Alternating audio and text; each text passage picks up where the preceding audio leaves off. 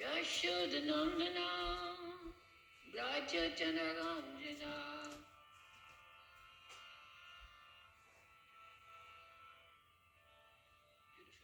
Yashodanandana Braja Janaranjana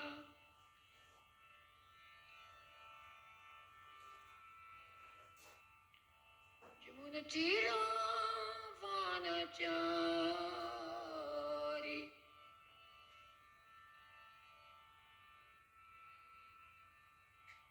Jamuna Tira Vanachari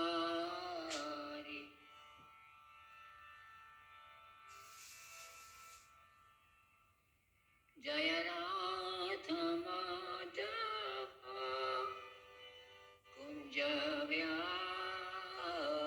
Bolo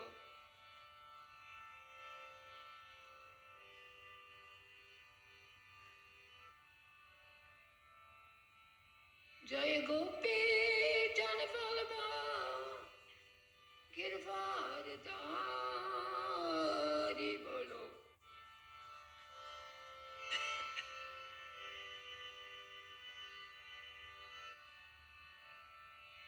Yashodanandana Brajajana Ramjana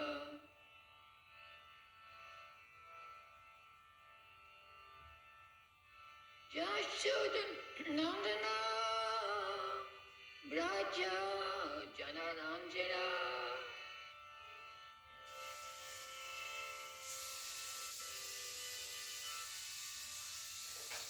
Yamuna Tira Vanachari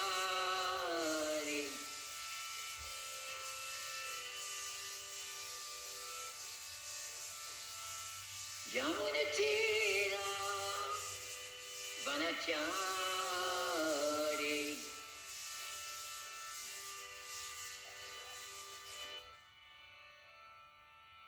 Jaya Radha Madhava Kunja Vihari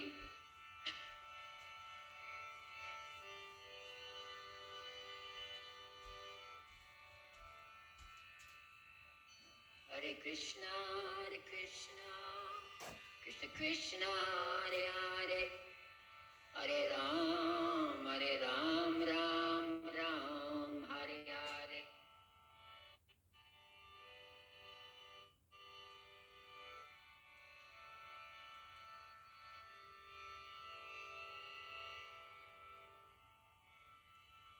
Hare Krishna Krishna Krishna Hare Hare Hare Ram Ram Ram Hare Hare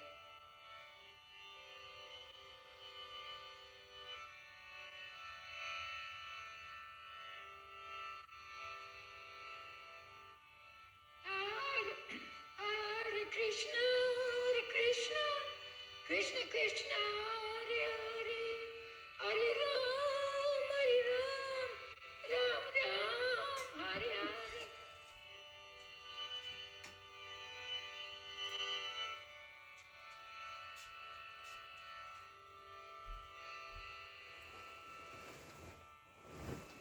Jaya Prabhupada Prabhupada Jaya Prabhupada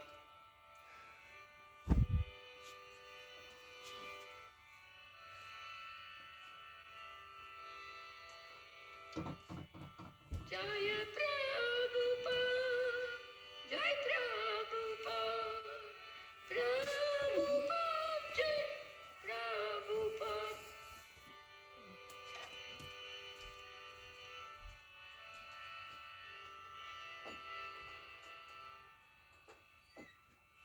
Gurudev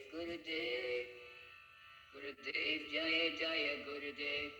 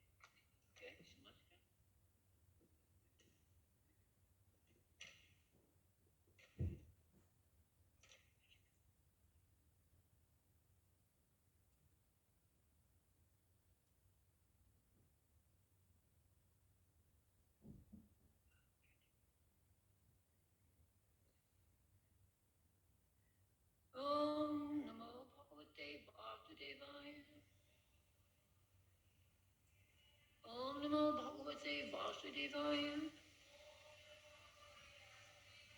Om Namo Bhagavate Vasudevaya. So we're reading Srimad Bhagavatam. We just started a new chapter, Prayers between Queen Kunti, Canto 1, Chapter 8. I'm not sure if our person yesterday read verse 2 or 3. Any feedback?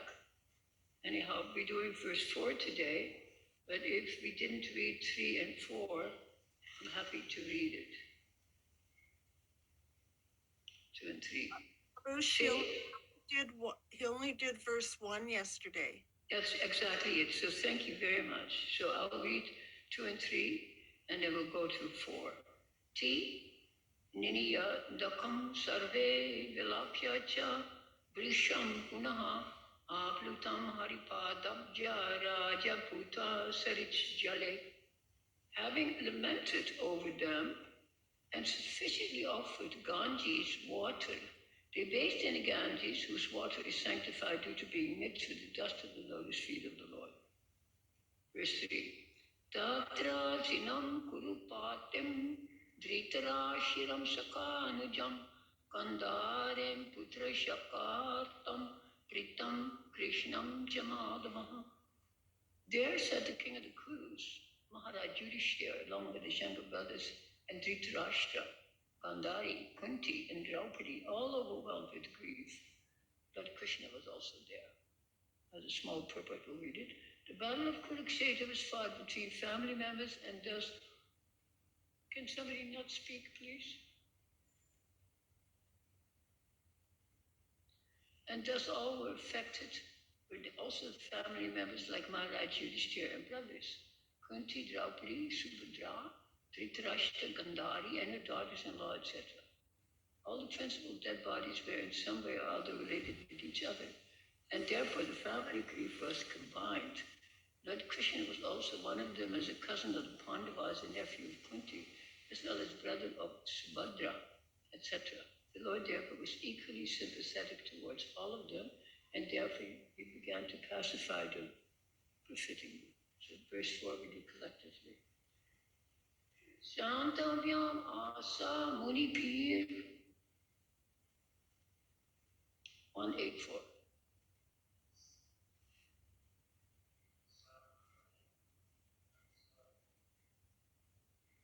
Atha bandhur sucharpitam bhuteshu kalshapatim darshayana pratikriyam sambayam asamunipir Atha bandhun sucharpitam bhuteshu kalshapatim darshayana pratikriyam sambayam asamunipir Atha bandhu sucharpitam Bhuteshu kalshapatim darshyamna pratikriyam. Go ahead.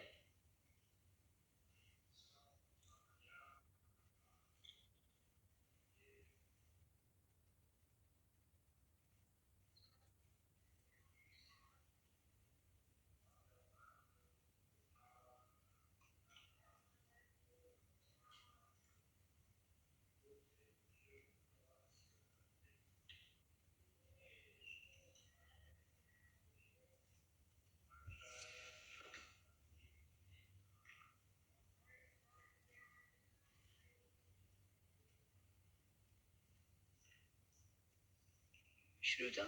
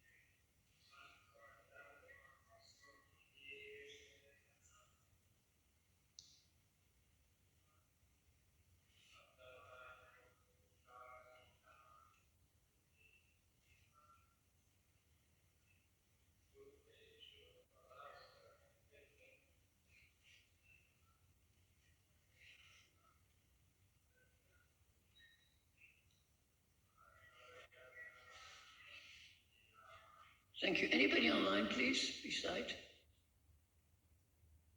Tantvadyam asamunibhir अथ बंधुन सुचार्पितान भूतेषु कालस्य गतिं दर्शयान्ना प्रतिक्रियाम्. Santvayam asamunibir hatabandhu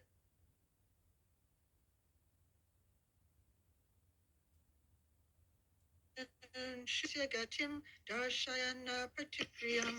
Taya asa munibir hata bandhun sukaritapan bhute se kalyasi gatam darsyan na pratyekyan.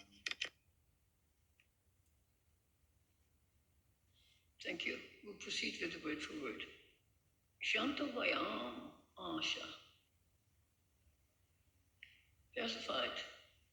Munibihi, along with the munis present there. Atabandhun, those who lost their friends and relatives. Sucharpitan, all shocked and affected. Huteshu, unto the living beings. Kalasham, of the supreme law of the Almighty. Gatem, reactions. Darshayam, demonstrated. Na, no, pratikriyam, remedial measures. Translation. Citing the stringent laws of the Almighty and their reactions upon living beings, Lord Shri Krishna and the Munis began to pacify those who were shocked and affected. Please repeat, citing the stringent laws of the Almighty and their reactions upon living beings, Lord Shri Krishna and the Munis began to pacify those who were shocked and affected. Purport by Srila Prabhupada. The stringent laws of nature under the order of the Supreme Personality of Godhead cannot be altered by any living entity. The living entities are eternally under the subjugation of the Almighty Lord. The Lord makes all the laws and orders, and these laws and orders are generally called Dharma or religion. No one can create any religious formula. Bona fide religion is to abide by the orders of the Lord. The Lord's orders are clearly declared in Bhagavad Gita. Everyone should follow him only or his orders, and that will make all happy, both materially and spiritually. As long as we are in a material world, our duty is to follow the orders of the Lord. And if by the grace of the Lord we are liberated from the clutches of the material world, then in our liberated stage also we can render transcendental loving service unto the Lord. In our material stage, we can see neither ourselves nor the Lord for want of spiritual vision.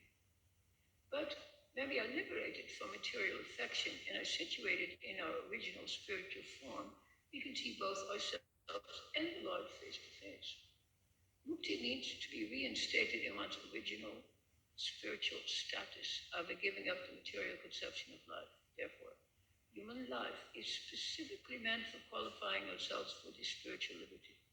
Unfortunately, under the influence of illusory material energy, we accept this spot life of only a few years as our permanent existence and thus become illusion by possessing so-called country, home, children, wife, community, wealth, etc., which are false representations created by Maya illusion.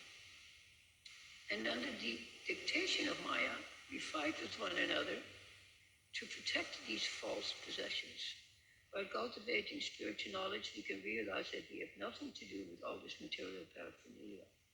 Then at once we become free from material attachment. This clearance of the misgivings of material existence at once takes place by association with the Lord's devotees, who are able to inject the transcendental sound into the depths of the bewildered heart and thus make one practically liberated from all lamentation and illusions. This is a summary of the pacifying measures for those affected by the reaction of stringent material laws exhibited in the forms of birth, death, old age, and disease, which are insoluble factors of material existence. The victims of war, namely the family of the crews, were lamenting the problems of death, and the Lord pacified them on the basis of knowledge. Om Gyana Chamanamasham, Gnam Gana Shilakaya Chakshirumilitam Dina, Tasmai Sri Guruve Namaha. We'll read the verse again. Shantas, sorry, I can hardly see. Shantvaryam Asha Munibir Hata Bandhu Sucharapipan. Bhuteshu Kalashagatim Darshanam Na Kriyam. Citing the stringent laws of the Absolute and their reactions upon living beings, Lord Shri Krishna and the Munis began to pacify those who were shocked and affected. So it's very beautiful that to start this new chapter, the last chapter, that dealt with Ashvatthama, was a very, like the speaker said, I think it was yesterday, a very ghastly narrative. And his narrative is not stopped yet, because Ashvatthama, even here, after he has killed the children of Draupadi, what does he try to do? He releases his weapon one more time, he tries to release it to kill, or it's described that he tried to release his weapon and kill the last of the Pandavas in the womb of Uttara. And who was that? Who was the child in the womb of Uttara? Parikshit Maharaj. Yeah, Parikshit Maharaj.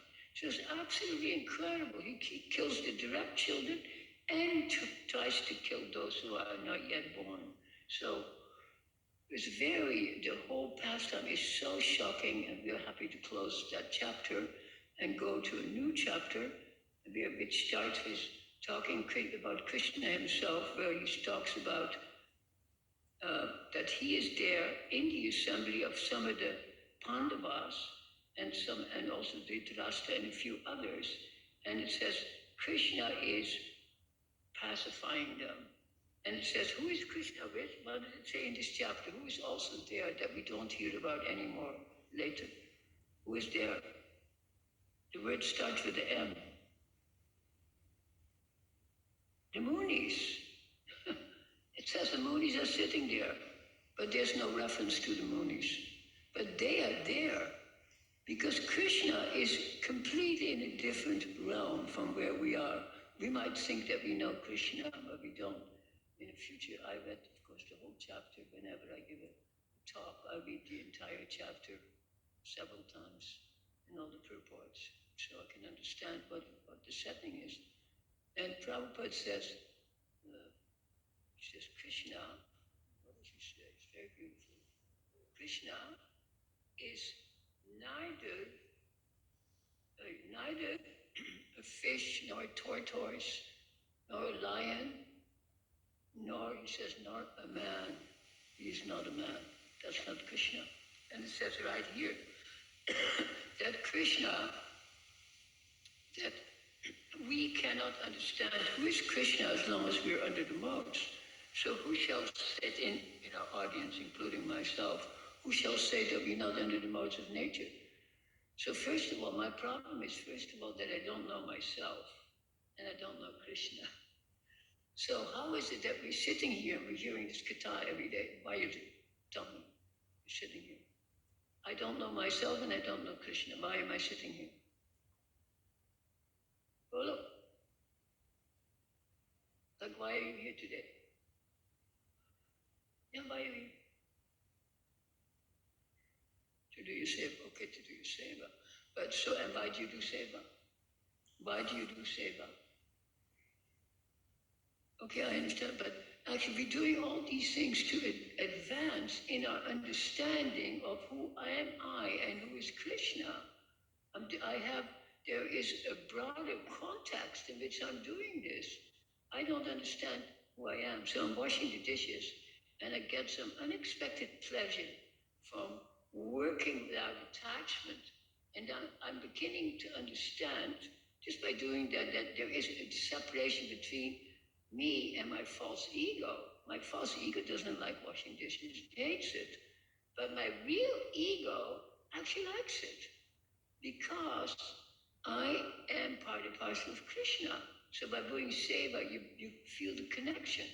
By coming to class, to listening, by having katha, we're beginning to recognize our connection with the deity. So this is why we say, like Prabhupada says, you cannot see the deity. Remember, I say it all the time. The deity sees you. So the more we come to see Krishna, the more he sees us. It's Krishna who is awarding us the blessing. So here, in his purport, it mentions with mukti or moksha, He says, the purport says that mukti means to be reinstated in one's original position after giving up the material concepts. So it's very important. We very seldom talk about that. But mukti means to become liberated from the three gunas and to enter into higher state of consciousness. So unless we step forth and gain mukti, we cannot go any further than this. It's just that if I want to go to university, but I don't fill out any papers and I don't let anybody know, I can't just sit in the class and participate. I have to apply, I have to show my credentials, I have to be qualified, and I have to show up. And then when I show up in a class in which I'm registered, I can take the class. So for us to come on a daily level or daily basis or however we might come, we are beginning to establish, to creating a form with information about me so that eventually I can be accepted. So Krishna sees us. And that is only one thing, that is darshan in the temple. Darshan is very important. My friend Shruta just recently told me she likes to come here on a daily basis. She sees Krishna. She feels very good. She hears the kirtan. She participates. It's very beautiful because she says she feels peaceful when she comes. So it's very beautiful. See? So, and Krishna sees that. We might not be able to see Krishna, but he sees our heart. So the whole point is that what is our real self? And our real self, of course, is Aham Brahmasmi.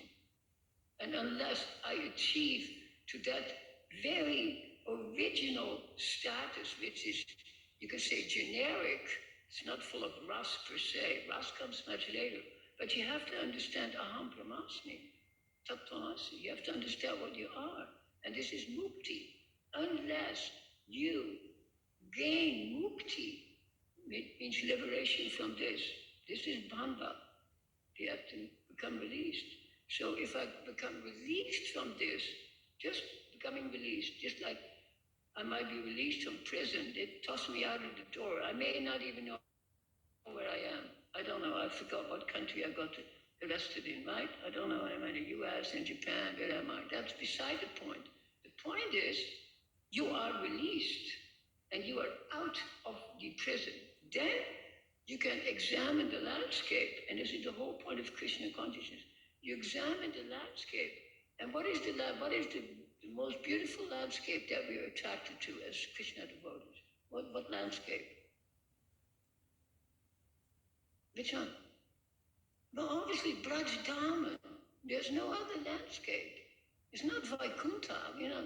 Vaikuntha doesn't tell you how beautiful the grass grows, how beautiful the lotus is, how beautiful the wind blows. No, it doesn't tell you anything. It don't tell you have 4 arms and you look just like Vishnu. Nobody knows. Are you Vishnu or one of his 10 million ones who, look like him? So there's no charm in Vaikuntha. But in Brajadharma, there's nothing but difference. Everyone is unique and everyone is different. So when you're reading the Srimad Bhagavatam, especially these particular chapters, especially the last chapter, is you're seeing all the different emotions from these different personalities. They're completely different. Who is angry in this, Jagavinda, who is angry in this pastime that we just narrated in the last few weeks? Who is angry? Yeah, Bhima is angry. Who is unhappy? Yudhishthira. comes out this, he is unhappy. Who is bewildered what to do? Arjuna. You see? But Krishna, it says again and again, Krishna smiles. He starts talking and it often begins with it that he's smiling. He doesn't say he's laughing, he's smiling. So all these different emotions are being articulated, and each devotee has a certain bhav, certain basic nature. Like Dhritarashtra is sitting there. How come they don't kill him? They say, you're the father of these 100 nasty children? Please. But they're sitting there. Where are they sitting? You just read it. Where are they? At the bank of the Ganges. You didn't listen? Ganga ke tira ke paas. Ganga tira ke paas. They're sitting on the bank of the Ganga. So, and they're trying to figure out what to do next, but they have no idea. They're all unhappy. Everybody's dead. Millions and millions of people have died. And there's virtually no one left in your own family. There's no one left in the Kaurava family. And the Kauravas, of course, Dhritarashtra, in not long from now, what does he do? What does Dhritarashtra do? What do you think, Jaikovendra? What does he do? Dhritarashtra, what does he do in a very short time from now? Don't look it up. He goes with his wife and Kunti up. He travels and he is burned in a forest fire. Everybody dies. Okay? That's their final denouement. They die. So nobody's left. So Parikshit, of course, he's very lucky that he is born, and he's inquiring from the sages, and because of him, there's a conversation that we're listening to, and we can learn from all these various emotions that everybody's having. So I can ask my audience, who do you identify with? Do you identify with anybody in that setting? Who's your hero? Who do you follow? Arjuna, Dhritarashtra, Bhima, Draupadi. See? So it's very difficult. It's very difficult. So this is why in this next chapter, the teachings of Queen Kunti are coming.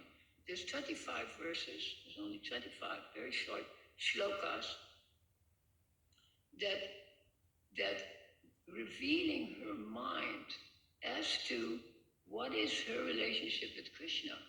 And of course, why is it there? Why are all these chapters there? These chapters are there to educate us. I'm sure you understand that. This whole Bhagavatam is there to educate me and you. So when I'm reading about Queen Kunti, I say, wow, interesting. She says, let these bad things happen again and again so that we may see you. So we can't even relate to this. But that is what she says. She says, let this happen again and again and again. One of the most famous verses. And Srila Prabhupada refers, of course, to the prayers of Queen Kunti. I don't thousands of times. And we printed it in a book. You probably have it in Chinese, prayers of Queen Kunti. Yeah. So it's so famous because it gives a picture of Sri Krishna that we can easily understand. It comes from, Prabhupada says, the vision of a woman. And he says women are very simple. They're very, very simple. He says they don't have the same intellectual acuteness or acumen as men do. So this is from a woman's perspective, how Krishna is seen. So when we read it, then she is delineating, the different stories, and then she's telling Krishna, you're so powerful, you're so beautiful, etc., etc. So when it starts, I think, on verse, I forget which verse, 24 or so. Yeah, let me see. Yeah, here we are. Start 18, Srimati Kunti says, oh Krishna, I offer my obeisance unto you because you are the original personality and are unaffected by the qualities of the material world. can talk about that indefinitely. You are existing both within and without everything, yet you are invisible to all. So this is the whole, it gives the complete paradox. Krishna is everywhere, but nobody can see him. What do you think of this? Like the Munis that's mentioned in this word. Munis are mentioned, nobody's seeing them. There's no description. They don't ever talk in this chapter. But yet, it said the Munis are there. Muni Bihi. They're the Munis. So Krishna is everywhere, but we cannot see him. So when we think we can see Krishna, it's just our own idea of what is Krishna, but he cannot be seen in the three modes of material nature. That's the whole point. He cannot be seen.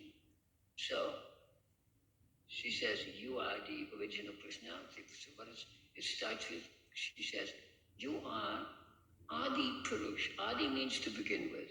You are the original Purusha. So when we are reading the prayers, we're getting 24 verses, which you can read in a couple of minutes. It gives the entire catechism of who is Krishna, how we should see him, and how he can be understood. You see? And Krishna smiles when he hears her prayers. He smiles and then he also speaks a few words. But to understand then the different moods of the devotees is very important.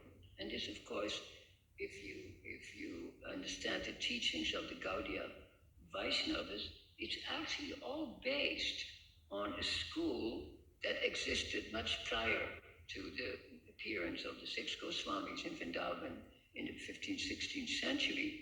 But the school of what you call Navaras, different emotions are there, a very famous school, and you can understand that personalities like Sanatana Rupa, who were ministers in the government in India, which is run by the Muslims at that time. They were highly educated, sophisticated, cultured people, and they were completely familiar with like the theater. It's not like they didn't know anything about the Bharatanatyam. It's part of the culture, especially when India had this influence. The culture was rising. Art increased, theater increased, so much music increased, you see. So Rupa uses these ideas of Navaras, then he adds, or he uses 8 maybe, and then he adds 5 more, or you can say he adds 4 more, and then we have the different relationships we have with Krishna. We have Dasharas. What is next after Dasha? Sakya. First we have Sakya, friend. What is next? Vatsalya, being Krishna as parent, and then Madhuya or Shringar, the erotic ras. So these rasas are there, and then later on, one that is not really a ras per se, but was originally an emotion, Shanta, peace, is added to that. So we end up with 12 different relationships, and Rupa pointed out the first 5 are relationships, okay? Like Krishna's relationship with Yashoda, it's called a relationship, it's not called an emotion, you see? And the other, the 7 or 8 are emotions. Can you see the difference? Like I might have a relationship with you, you're my nephew, and the emotion is friendly. You see what I mean? So we have a relationship with everyone, that's one thing, and then we can delineate an emotion. And these emotions are all, especially in Indian philosophy, they all have a color, you see. Does anybody know what would be the color of Raudra? You know what is Raudra? You don't speak Hindi? Okay, Rudra. What is Rudra?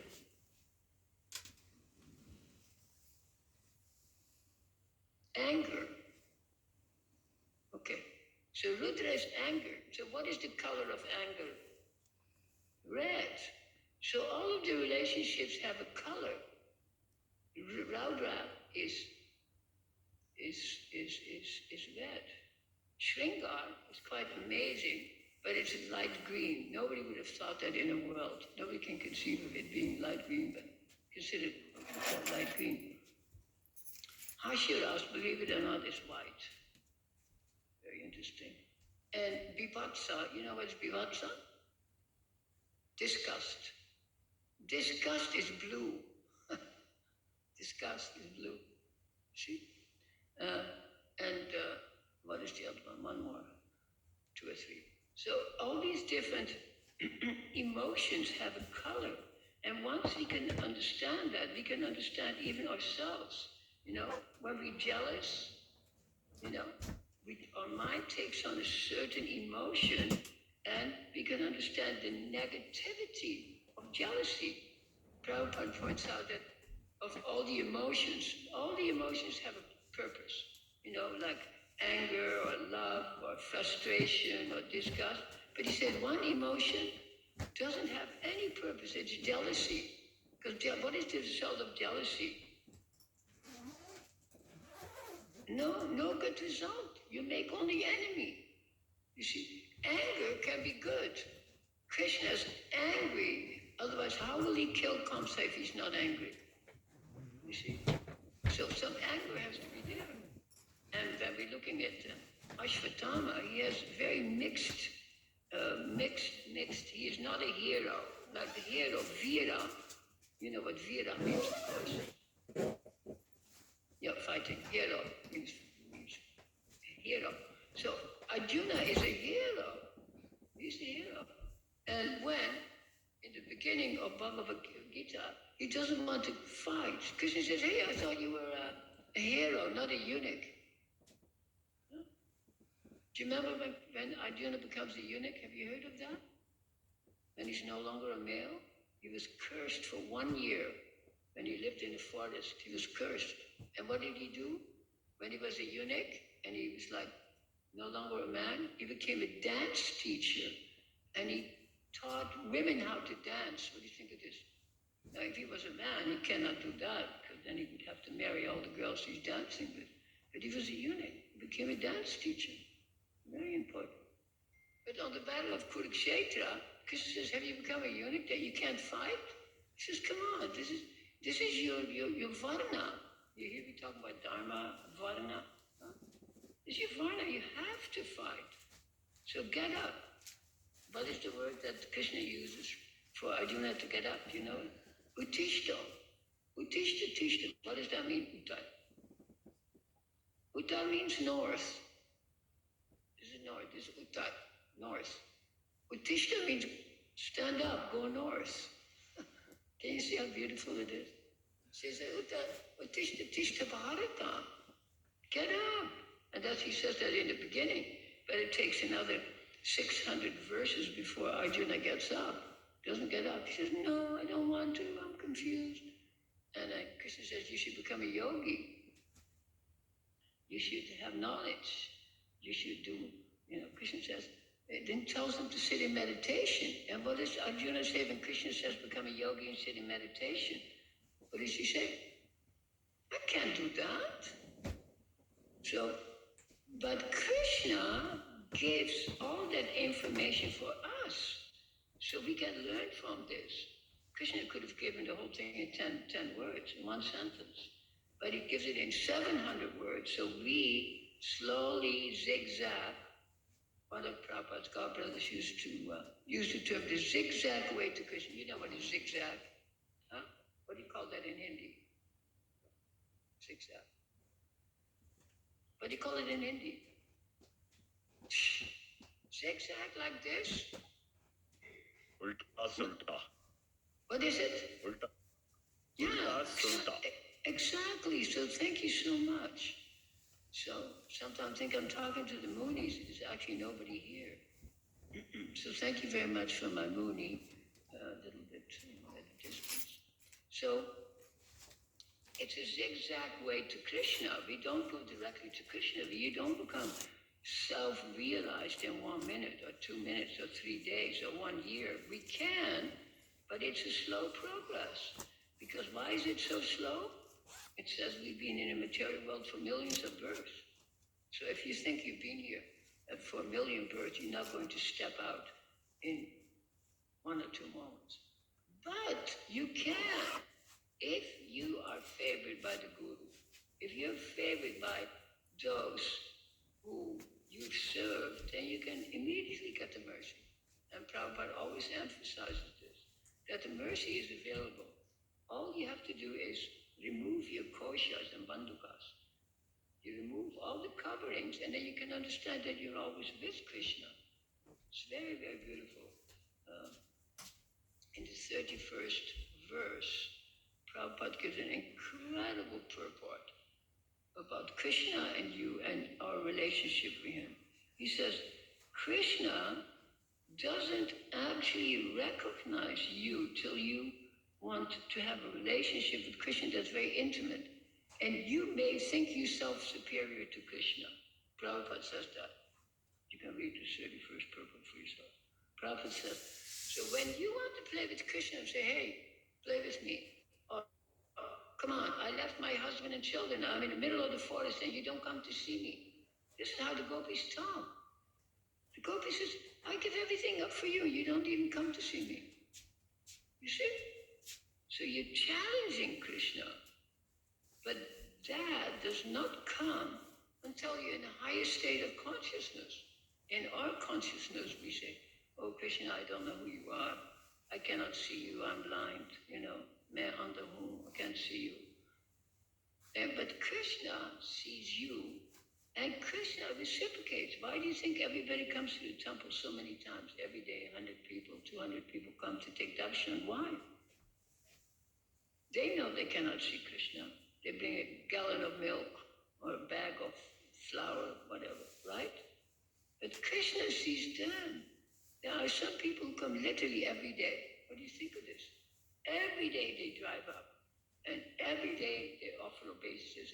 Every single day they come by, So Krishna sees, just like if you do service for Krishna every day, or you have done service, and you come every day at Mangal Arati, and every day, 7 days a week, you do your seva without resentment, then Krishna takes attention, he pays attention to you because of our humility. That's why we say, Trinada Pisanichina, I will be humble. So you don't say, Krishna, I've been coming for 3 years, you pay no attention to me, goodbye. No. Krishna said, I've been seeing you for 1,000 days. Astonishing. So we have to be very alert to how Krishna is interacting with us. Don't take for granted that you can see it or you can hear it.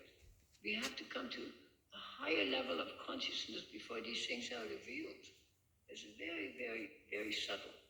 So again, as Prabhupada says, we have to come to the platform, we have to become liberated. Moksha, we have to achieve mukti. And unless we are free, so what are we liberated from? From bhukti. Huh? Bhukti. Bhukti means attachment to my own sense gratification. Mukti means I'm letting go of everything, not like saying, oh, but still my bank account, or my wife, or my health, or my beauty, or my what do you call it, my status. Nothing. So we're giving it up. But you can still play. That is the whole point. You can play, who is that? Some very rich people, or even in our own movement, some very rich people, they join Prabhupada's movement. They don't act like multi-millionaires. They act like very humble people. Alfred Ford is one of them. I've heard some of his lectures somewhere in India. Very humble fellow. When you talk to him, he doesn't act like he's a big shot. He's rich, he's humble, you see, and that's not fake. Whereas you see other people, they have literally nothing to offer and they act proud. To the degree that you have insecurity, you can act, you blow it up the other way and act very proud, as if you know, if you're a scholar or you're a fixed up devotee. So we have nothing to prove. We have nothing to prove. But what we do have to prove to ourselves is that we have a taste for chanting. We have a taste for hearing. And like it says here, we have a taste for Sangha. most important. Because when we have Sangha, we can also see how other devotees are reacting to us. You know, do they shun me? Do they appreciate me? And besides that, that's only one thing. How do I feel about them? Like this morning, this older lady comes to the temple out of the Shivan deity. Immediately I greet her, I ask her how's her health, I hold her hand. You know, we don't just pretend these people don't exist. We're personalists. So it's very important to be connective. Be highly connected. Ask people how they are. Do they need something? Do you need something? You see? Let me know. So, because sometimes, you know, devotees, like now in this community, so many old people, but do we take care of them? Do we take care of anybody, per se? You see? Or people, we also have people who are mental patients, and we have people who are disturbed, and we have quite a few people who are not even devotees, you see? And we have people who are inimical of ISKCON, who even live here. You know, we have all types of people. But when I have a generic attitude, I will be friendly and I will be polite and we can have an exchange, you see? Because when you see here, everybody's sitting on the bank of the Ganga, everybody's sitting together.